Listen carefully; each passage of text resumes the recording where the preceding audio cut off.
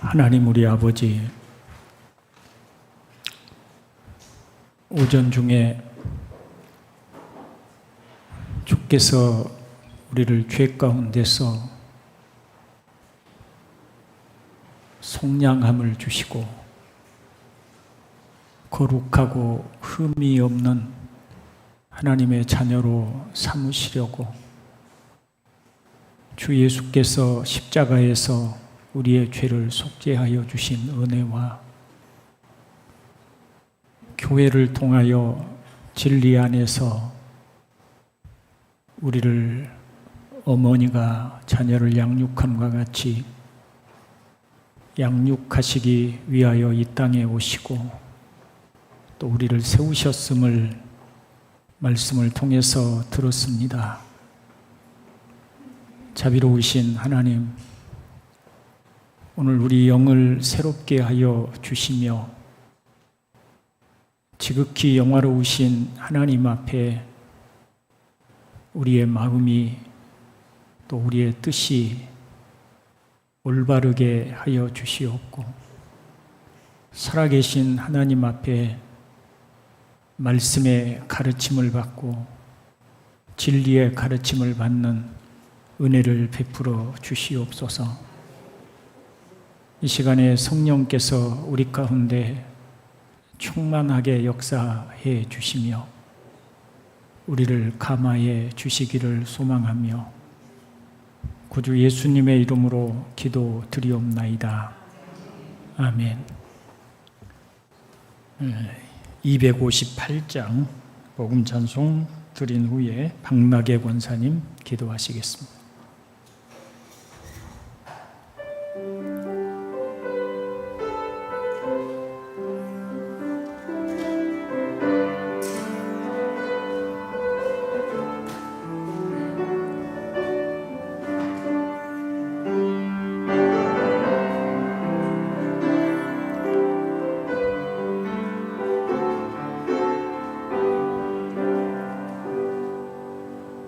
우리 이 땅에 몸으로 태어나 무슨 일 하다가 무엇을 남기랴. 우리의 인생은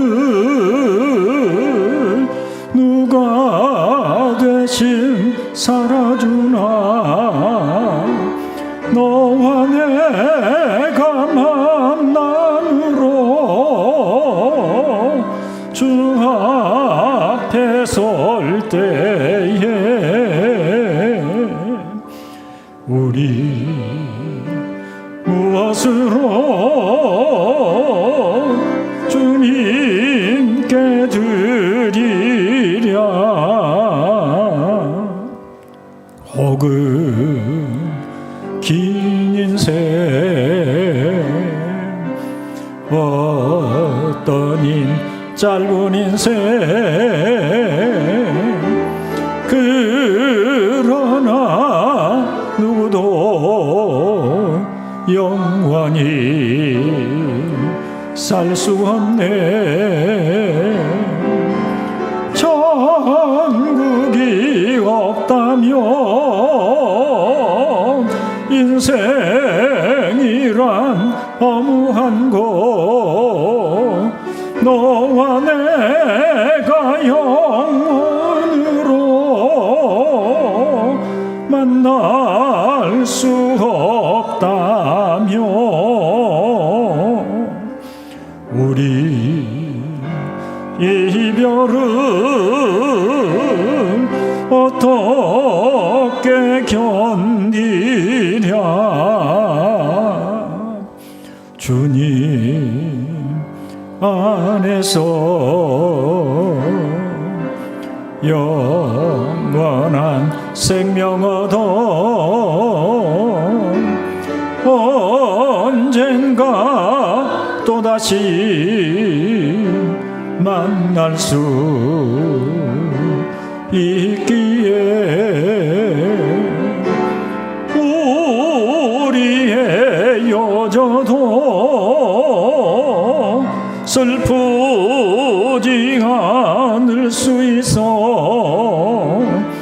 너와 내가 영원으로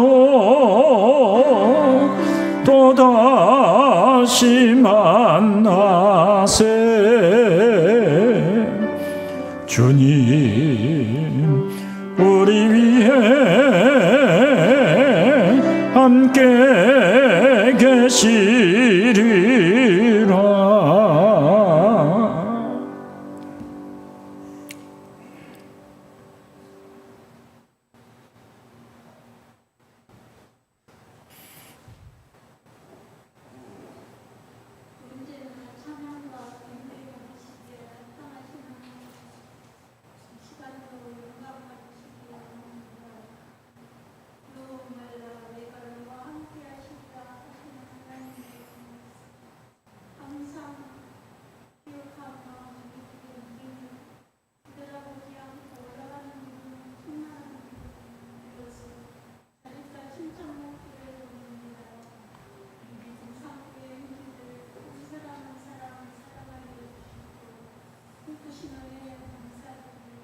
아멘.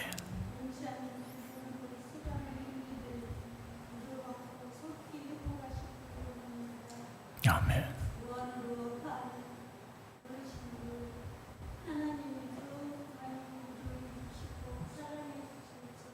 아멘.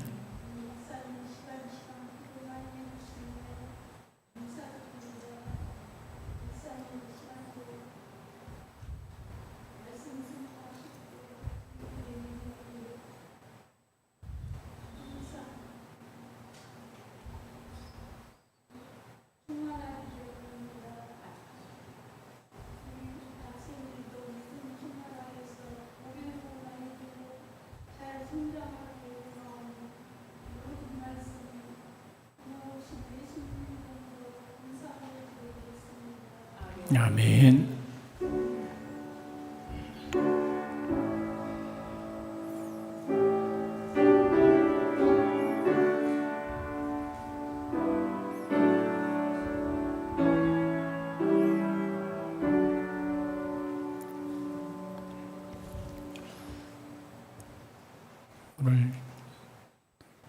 오늘 제가 득송을 하시라고 했는데 옷이 너무 화려하셔서 아무래도 예배 후에 득송을 세워야 할 것 같습니다. 교회에서 득송하기에는 너무 화려한 모습이어서 좀 제가 굉장히 당황스럽습니다. 하나님의 말씀 한 곳 먼저 봅니다. 사도행전 2장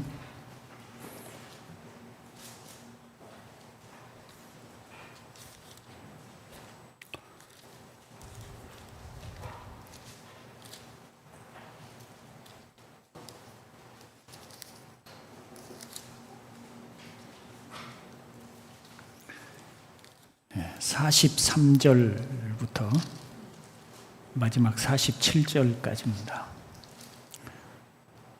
함께 43절부터 봉독합니다. 사람마다 두려워하는데 사도들로 말미암아 기사와 표적이 많이 나타나니 믿는 사람이 다 함께 있어 모든 물건을 서로 통용하고 또 재산과 소유를 팔아 각 사람의 필요를 따라 나눠주며 날마다 마음을 같이하여 성전에 모이기를 힘쓰고 집에서 떡을 떼며 기쁨과 순전한 마음으로 음식을 먹고 하나님을 찬미하며 또 온 백성에게 칭송을 받으니 주께서 구원받는 사람을 날마다 더하게 하시니라. 아멘. 오순절 성령 강림하신 후에 베드로의 설교를 듣고 예수님을 영접하고 세례를 받은 사람의 숫자가 3,000명이나 더했다라고 하였습니다. 120명이 모여서 기도했었는데 교회가 3,000명이 함께 모이는 교회 공동체가 되었으니 얼마나 그 분위기가 대단했을지 모릅니다. 그 당시 모인 교회의 모습을 46절, 47절이 이렇게 설명을 합니다. 우리 46절, 47절 다시 한번 읽어볼까요? 날마다 마음을 같이하여 성전에 모이기를 힘쓰고 집에서 떡을 떼며 기쁨과 순전한 마음으로 음식을 먹고 하나님을 찬미하며 또 온 백성에게 칭송을 받으니 주께서 구원받는 사람을 날마다 더하게 하시니라. 이 3,000명의 사람들 함께 모이는 일은 쉽지 않았겠죠. 그럴 만한 공간도 없었을 것이고요. 그래서 아마도 좀 집이 넓은 사람들이 소수의 사람들을 자기 집으로 초청하여 거기에서 이 떡을 뗐다라고 하는 말은 성찬식을 했다는 말인데요. 성찬식도 하고 또 말씀의 가르침도 받고 아마 사도들도 12명이서 돌아가며 이 집도 가서 말씀을 전하고 저 집도 가서 말씀을 전하고 이런저런 일들을 많이 했을 것입니다. 그리고 또 그러는가 하면 한 번씩 성전에 모여서 또 같이 음식을 먹고 하나님을 찬미했다고도 말씀을 하고 있습니다. 그런 공동체의 모임 결과로 온 백성들의 칭송을 받았다라고 합니다. 우리 한국교회도 모이는 데는 정말 열심인 그런 교회이지요. 숫자적으로도 정말 큰 부흥을 이룬 교회가 우리 한국교회입니다. 그런데 한국교회는 모이는데 그렇게 열심인데 반하여 사회로부터 비난과 비판을 좀 많이 받고 사람들이 교회가 자신들이 사는 지역으로 교회가 세워진다고 하면 반대 시위도 하는 그런 성향이 있는데 반하여 초대교회는 온 백성들의 칭송을 받았다라고 합니다. 대조적이죠. 도대체 그 이유가 무엇일까? 어떤 점에서의 차이가 있어서 우리 한국교회는 비난을 받는데 초대교회는 백성들의 칭송을 받았을까 할 수 있는데 44절, 45절이 그 이유를 설명해 주는 것 같습니다. 우리 44절, 45절을 또 함께 읽어봅니다. 믿는 사람이 다 함께 있어 모든 물건을 서로 통용하고 또 재산과 소유를 팔아 각 사람의 필요를 따라 나눠주며 모든 물건을 서로 통용하며 재산과 소유를 팔아 각 사람의 필요를 따라 나눠주었다라고 합니다. 여러분, 만일 여러분에게 여러분의 재산을 팔아서 집도 팔고 여러분의 재산을 팔아서 필요한 사람들은 가져가십시오 하고 내놓을 수 있나요? 아마 그렇게 하라고 하면 아무도 교회에 나오려고 생각도 안 할 것입니다. 그렇게 하지 않겠지요. 그러면 초대교회는 어떻게 그런 일을 할 수 있었을까? 그 당시 사람들은 도대체 무엇이 있었기에 지금 우리로서는 상상도 할 수 없는 그런 일을 그들은 할 수 있었을까 하는 그런 궁금증을 갖게 됩니다. 저는 두 가지 이유 때문이라고 생각을 합니다. 첫째는 성령으로 충만했던 초대교회는 미래의 하나님 나라를 잠시 동안 우리에게 하나의 그림으로 보여주는 일이었다라고 생각을 합니다. 이 세상에 살고 있는 우리 인간은 죄인이기 때문에 이기적이고 자기중심적이고 또 탐욕적입니다. 왜 우리가 우리가 먹을 양식이 있음에도 불구하고 더 많은 것을 쌓아두고 정작 어떤 사람들은 먹을 것이 없어서 굶주림에도 불구하고 눈을 감고 귀를 막고 우리 자신이 더 많은 것을 누리기를 원할까? 그것은 우리가 탐욕적이기 때문입니다. 사실 먹을 양식이 없어서가 아닙니다. 하루 세 끼 먹을 양식이 충분함에도 불구하고 우리는 먹을 것이 없어서 굶주린 사람들이 지구상에 부지기수로 많이 있음에도 우리는 자신이 더 많은 것을 소유하려 합니다. 그런데 하나님 나라는 어떤 나라인가? 천국은 어떤 곳인가? 하면 그곳에는 모두가 함께 서로 사랑하며 함께 나누며 서로 섬기며 사랑하는 곳이 천국이다. 성경이 이렇게 우리에게 가르쳐 줍니다. 그것은 완전한 사랑으로 충만한 곳입니다. 천국은 탐욕으로 어떤 사람은 많이 가지고 어떤 사람은 적게 가진 세상이 아니라 모두가 다 사랑으로 서로 함께 하는 곳이 천국입니다. 이것을 앞으로 천국은 이런 곳일 거야 라고 하는 것을 성령께서 그 당시 우리 지구상에 한 번쯤 바로 이런 세상이 있어 라고 보여주는 상징적인 일이 바로 이 초대교회에 있었다라고 그렇게 생각을 합니다. 그 다음에 두 번째는 이게 이제 가장 직접적인 현실적인 이유였으리라고 생각을 하는데요. 초대교회가 가진 종말신앙 때문이었을 것입니다. 당시 사도들은 예수님의 재림이 금방 이루어질 것으로 믿고 있었습니다. 사실 사도들은 예수님이 죽는 그 모습을 보고 이제 자신들의 기대와 소망이 다 끝났다고 생각을 했습니다. 자신들이 믿고 따랐던 예수님이 죽었으니 죽음으로 사람이 죽은 다음에는 아무것도 없잖아요. 다시 어떻게 살아날 거라고는 아무도 기대하지 않았었기 때문에 그래서 예수님 죽는 것을 보고 다들 절망했습니다.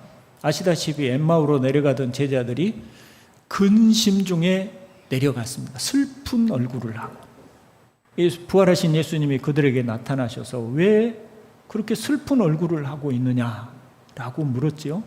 얼마나 그들의 얼굴에 슬픈 빛이 가득했으면 왜 그렇게 슬픈 얼굴을 하고 있느냐라고 물으셨겠어요?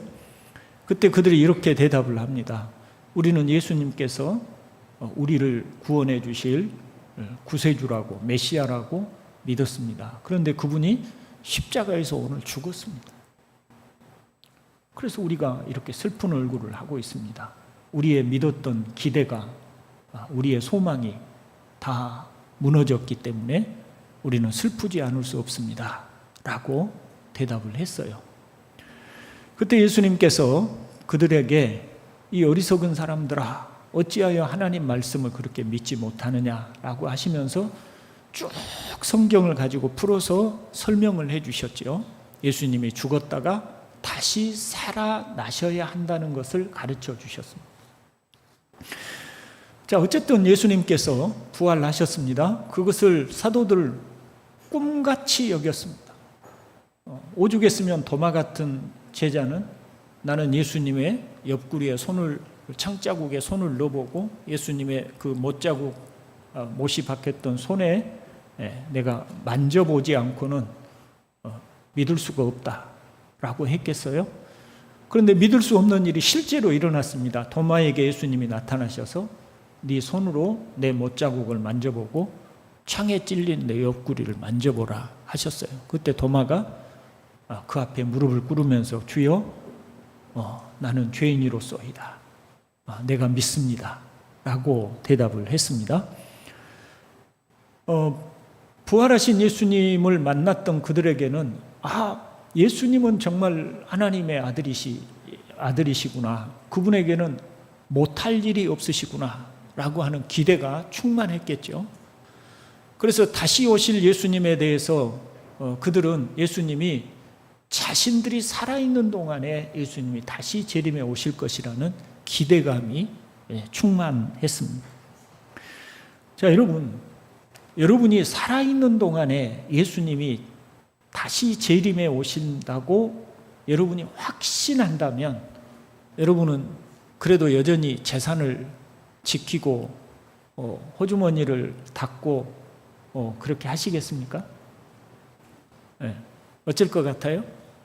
여러분이 살아있는 동안에 예수님이 다시 재림해 오신다는 사실이 진짜로 확신 있게 믿어진다면 어떻게 할 것 같습니까? 네. 아파트가 2채 있는 사람은 한 채를 팔아서 저 아프리카에 물이 없어서 마실 수 없는 사람들에게 가서 물도 그 지하수도 파고 또 영양제도 공급해주고 하라고 돈 보내주지 않을까요? 저는 그럴 것 같은데 여러분은 안 그러시나요? 믿음이 있다면 그럴 거예요. 왜냐하면 돈을 가지고 우리가 주님이 재림에 오신다면 재산을 쌓아두면 무슨 소용이 있겠어요? 초대교회 성도들은 주님이 자신들이 살아있는 동안에 다시 오실 것이라고 믿었습니다. 그러니까 그들이 자신들의 재산을 팔아서 다른 사람들하고 함께 서로 나누었어요. 필요한 사람들에게 다 나눠주고 같이 할 수가 있었습니다. 그런데 기대했던 예수님은 오시지 않고 오히려 핍박과 환난이 왔습니다. 그래서 사람들이 더 이상 함께 모여서 같이 예배할 수 없는 상황이 벌어지게 되었습니다. 그때 그들은 예수님이 생각보다 빨리 오시지 않을 수도 있겠다는 판단이 들었겠죠. 그게 이제 베드로서에 보면 베드로가 이런 이야기를 하죠. 어떤 이들은 주님이 더디 온다고 생각하는 사람들이 있는데, 그래서 예수님이 혹시 재림에 오시지 않을 거라고, 예수님이 더디 오시기 때문에 재림에 오시지 않을 것이라고 생각하는 사람들이 있는데 라고 하면서 예수님이 재림에 오신다는 사실이 분명한 사실이다. 그런데 시기는 우리가 생각하는 것과 같이 빨리 오지 않을 수도 있다. 그래서 1000년이 하루 같고 하루가 1000년 같은 하나님의 시간은 우리가 예측할 수 없다는 사실을 베드로가 편지에 설명을 하고 있죠. 이런 상황이 되면 어떻게 하겠어요? 그래도 재산을 팔아서 나눠줄 수 있을까요? 이제 그때는 안 되겠죠.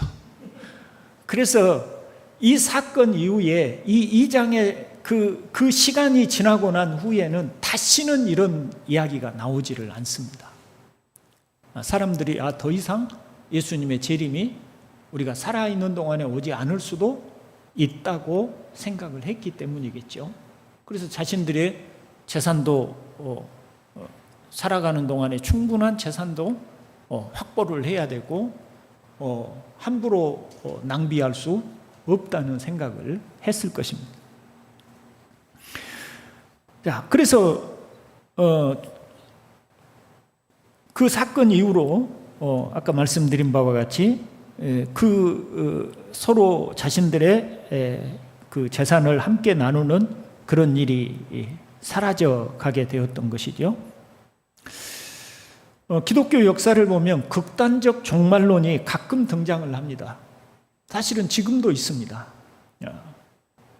전에 다미선교회라고 하는 곳이 10월 26일에 주님이 재림에 오신다고 막 큰 소동을 일으키고 그때 TV에도 그 중계를 하고 막 그런 일이 있었죠. 그 다미선교회처럼 극단적 종말주의자들이 지금도 있습니다. 근데 그 다미선교회처럼 지금은 이렇게 사회적 파장을 일으키며 등장하지 않기 때문에 우리가 모르는 것이지, 지금도 거기에 빠져 있는 사람들이 꽤 많이 있습니다. 사실은 신천지도 그 종말이 이만희가 살아있는 동안에 일어날 것으로 이야기를 합니다. 그렇기 때문에 신천지에 있는 사람들이 뭐 거의 그 엄청난 희생을 하고, 지난번에 한번 그 세미나에 갔었는데 신천지에서 나온 사람들이 이야기하는 걸 들었어요. 그 사람들이 와서 무슨 얘기를 하냐면, 신천지에 가입해 있는 동안에 잠을 많이 잘 때는 서너 시간밖에 잠을 못 잤다. 그리고 온전히 거기에 헌신하는 거예요. 그래가지고 남은 것은 몸에 젊은데 병밖에 없다고 그렇게 이야기하는 걸 들었어요. 근데 그들이 그렇게 헌신하는 이유가 어디가 있는가? 젊은 청춘 20대 한참 꿈을 꾸어야 할 그런 나이대에 그들이 그렇게 희생하면서 살 수 있었던 이유는 곧 주님이 재림에 오신다고 그들은 그렇게 믿었기 때문입니다. 지금도 그런 사람들이 있어요. 그러니까 그런 희생이 가능한 거예요. 몇 년 전에 한번 그 신옥주라고 하는 여자 목사가 피지라고 하는 남태평양의 섬으로 사람들을 데리고 가고 재산들도 다 그 사람들이 팔아가지고 그 피지로 가가지고 같이 공동체 생활을 하다가 한번 매스컴에 좀 문제가 됐었던 일이 있었죠. 극단적 종말론, 주님이 곧 재림에 오실 거라는 종말론이 아니고는 그렇게 할 사람이 없는 거예요. 그러면 이것은 분명 성경적으로 옳은 것은 아닙니다. 주님은 지금도 우리에게 일하지 않으면 먹지 마라 하셨지요. 주님이 재림에 오시는 그날까지 우리는 직장 다니고 장사하고 사업하고 할 일을 해야 합니다. 그게 맞습니다. 그러면 주님이 언제 오실지 모르니까 오늘 우리는 물질에 집착하고 자기 재산을 더 불리고 탐욕적으로 살아도 되는 것인가? 정말 그럴까요? 우리의 삶은 그렇게 해야 하는 것일까요?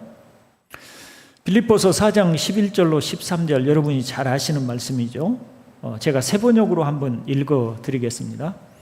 내가 궁핍해서 이렇게 말하는 것이 아닙니다. 나는 어떠한 처지에서도 스스로 만족하는 법을 배웠습니다. 나는 비천하게 살 줄도 알고 풍족하게 살 줄도 압니다. 배부르거나 굶주리거나 풍족하거나 궁핍하거나 그 어떤 경우에도 적응할 수 있는 비결을 배웠습니다. 나에게 능력을 주시는 분 안에서 나는 모든 것을 할 수 있습니다. 한마디로 말하면 물질에 자유로운 사람의 고백인 것이죠. 오늘 우리는 주님이 우리가 살아있는 동안에 재림하실 것에 대한 확신은 없습니다. 언젠가 오실 것이라고 믿지만 우리가 살아있는 동안에 주님이 오실지에 대해서는 확신할 수 없습니다. 그래서 우리는 열심히 일해야 하고 또 저축도 해야 하고 그렇습니다. 그렇지만 그렇다고 하여 물질에 집착하여 살아가는 것은 옳지는 않습니다. 그럼 어떻게 하면 우리 또한 바울처럼 재물의 자유로운 삶을 살 수 있을까? 다름 아닌 종말 신앙을 확실하게 갖는 것이라고 할 수가 있겠습니다. 잘 아시는 바와 같이 종말 신앙에는 두 가지의 종말이 있습니다. 하나는 우주적 종말이 있죠. 우주적 종말은 무엇을 가리킵니까?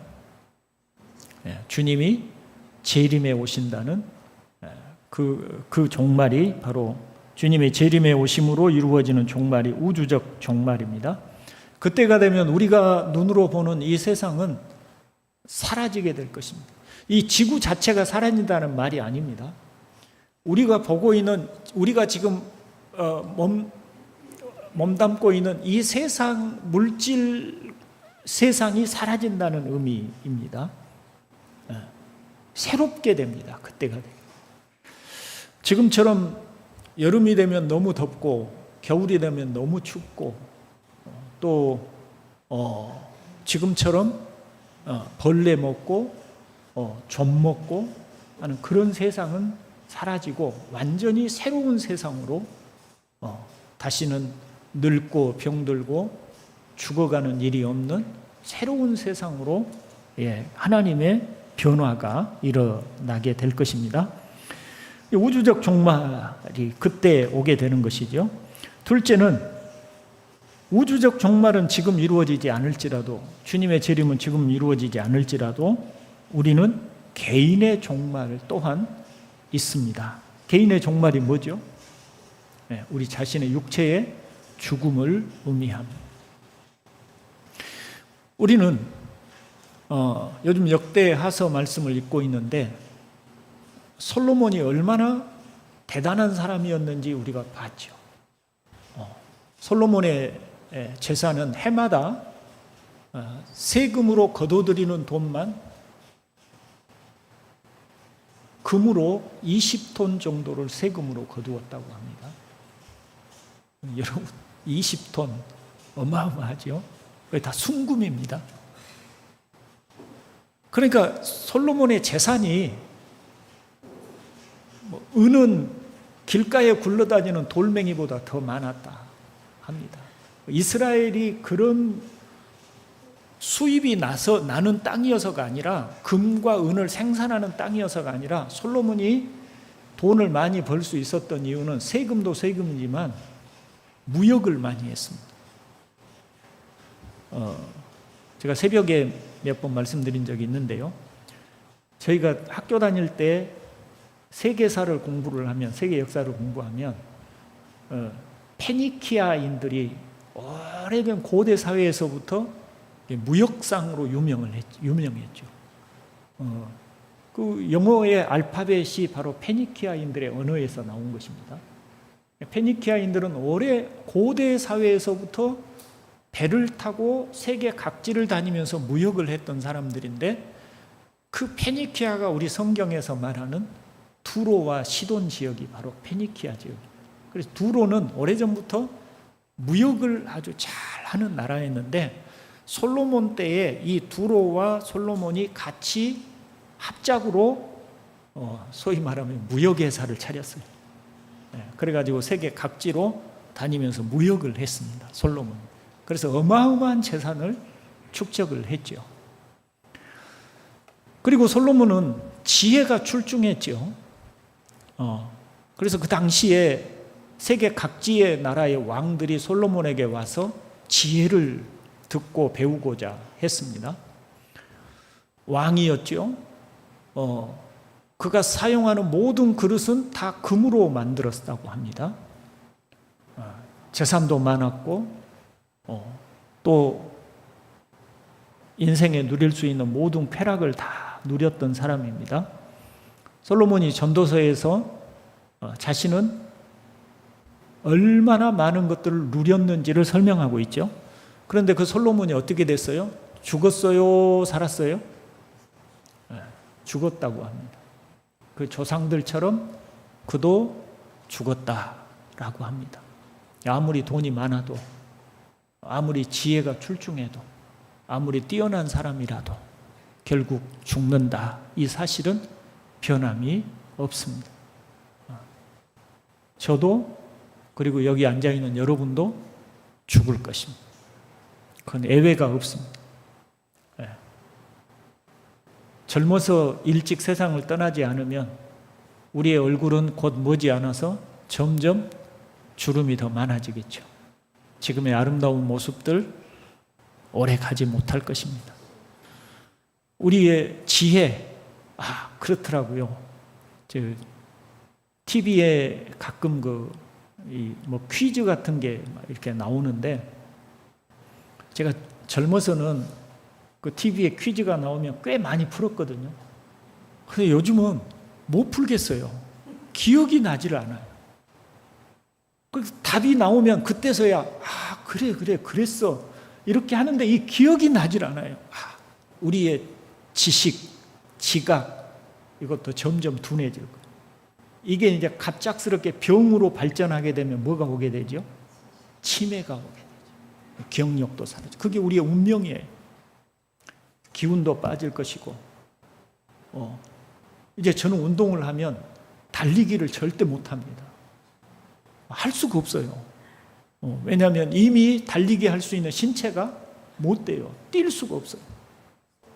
걷기도 빠르게 잘 못해요. 그만큼 우리의 신체도 점점 낡아지게 될 것입니다. 그리고 개인적인 죽음이 찾아오겠죠. 여기에는 아무도 예외가 없습니다. 여러분, 죽음이 찾아올 때 우리의 쌓아둔 재산, 통장에 3억, 4억 저축해 놓으면 그거 가지고 갈 수 있나요? 좀 편하게 가지고 갈 수 있나요? 어떻게 죽음을 편하게 맞이할 수 있나요? 돈을 쌓아둬도 아무 소용 없습니다. 죽음 앞에서는 돈도 집도 아무것도 소용없습니다. 그게 우리에게 정해진 운명입니다. 이것이 우리에게 온다는 사실, 내가 개인의 죽음, 즉 나의 죽음이라고 하는 것이 내 앞에 머지않아서 내게 온다는 사실을 알 때, 그럼에도 불구하고 오늘 한 푼이라도 더 모아서 통장에 저축하려고 안간힘을 쓰는 삶은 어리석은 삶인 것이죠. 우리가 물질에 자유로울 수 있는 길은 다른 데 있는 게 아닙니다. 내 자신의 운명을 아는 데 있는 것입니다. 자, 모래시계가 있어요. 모래시계가 뭔지 아시죠?